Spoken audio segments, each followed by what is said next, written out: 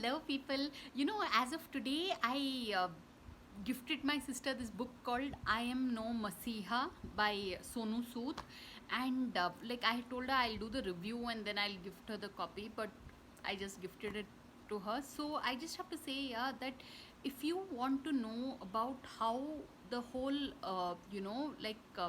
Ghar Bhejo movement happened with regard to during the lockdown, so many migrant laborers were stranded and they could not go back to their homes.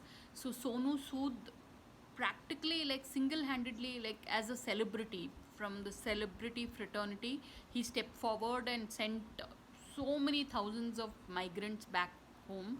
So this book, I'm No Masiha, is basically chronicles a whole set of incidents that took place during the whole Ghar Bhejo movement, about Kerala migrant workers in Bihar, and Bihar migrant workers in probably Uttar Pradesh and things like that. And also these Sonu Sood speaks of the fact that he was very influenced by Akshay Kumar's movie Airlift, which was based on the true life incident of this Kuwait-based gentleman who helped in uh,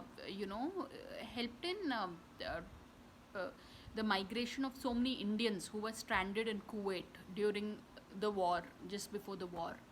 So, through this book, I Am No Masiha, we get a glimpse into Sonu Sood's life as when he was in his struggle years, and now he owns a whole hotel complex that he's named Shakti Sagar, Shiv Shakti Sagar. It's been named after his father, and he was able to, the entire premises during the COVID was used as this whole resting place for people who were directly or indirectly affected by COVID. So this is just so remarkable. You'll have to read the book. Yeah, I'll post it.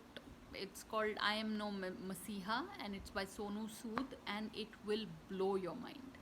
So on that note, thanks for watching, and please subscribe.